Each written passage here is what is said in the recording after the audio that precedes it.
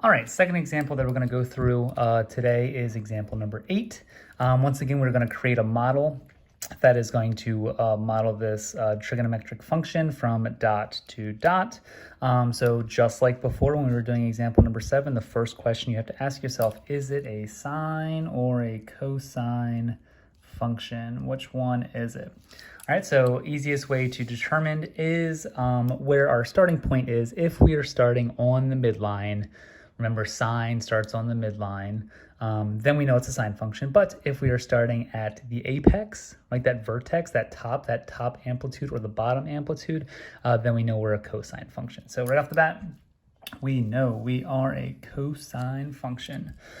Okay, next thing we want to figure out, is it a positive or a negative cosine function? Now this one can be a little misleading. The way that we know it in sine is if our first move is down, we know it's going to be a negative sine function. Cosine is kind of the opposite, because like my first move technically is down, but you more want to think of the cosine as kind of like a parabola. So like if I kind of like put blinders on here, it kind of looks like a parabola. And I know that it's facing upward. So if you have a parabola that is facing upward, you know that the a value is positive. Same thing goes with cosine. So this one looks like a smiley face. Smiley people are generally positive people. Therefore, I know it is a positive cosine function. Okay, next thing that we want to figure out is what the midline is, because from the midline I can then figure out what my vertical shift is and what my amplitude is. So what I'm going to look at is what my highest y value is and what my lowest y value is, and figure out exactly what is the midpoint in between those two lines. So it looks like I have 0, 1, 2, this looks like to be a 3, and it looks like I go all the way down to a -5. So the space in between these two values is 8, right? 3 to -5 is 8. So if I count from down 4 or up 4, that should be my midline. So if I go down 1, 2, 3, 4, right? Let's just put a point right here. Or if I go up 1, 2, 3, 4, it's the exact same line. So remember, the midline cuts your trig function, whether it's a sine or a cosine, directly in the middle. So I'm just going to draw a nice little hyphenated line so I can see this better on my paper.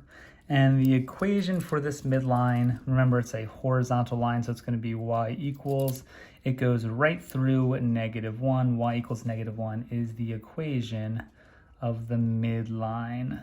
All right, the equation of the midline. Okay, so now from there, I can now figure out what my amplitude is. So from the midline, how high did this function go, or how low did this function go? It looks like it went up to 3. I'm starting at a -1, so that amplitude is a 4. All right, so not too bad. Also the vertical shift. Since my midline is now starting at -1 instead of 0, I went down 1 notch, right? So my vertical shift is we went down 1, so I can go ahead and write a -1 there. Next thing we have is the phase shift. How far left or right? Remember, we generally start at 0 if there is no phase shift. Here it looks like my point started at a -π/3. So that phase shift is a -π/3. And once again, I just want to make sure it is going left. Because when I write that function, it's going to always be the opposite of that term in parentheses. Next thing I want to figure out is what the period, right, from point to point, how much distance did I travel before it started repeating the exact same shape. All right, so in here, I'm starting at a -π/3. I'm just going to write it down here.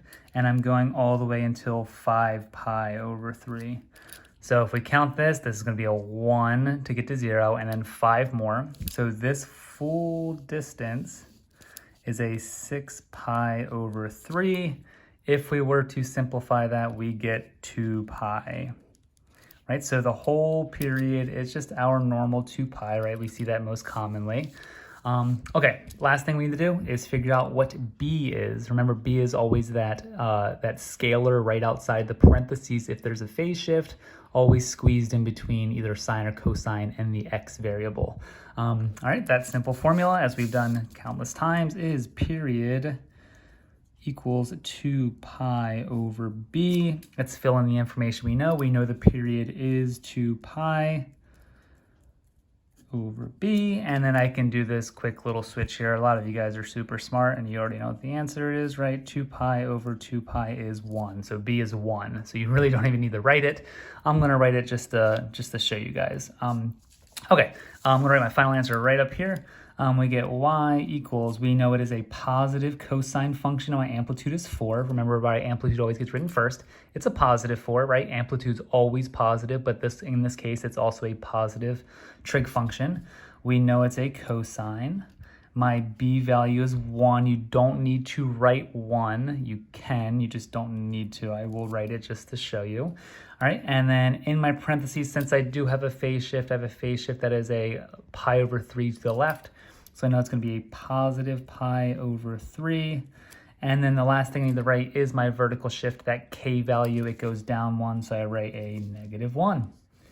All right, guys, if you have any other questions, please do not hesitate to email me. And please don't judge my video camera skills too much. All right, have a great day, guys. Bye.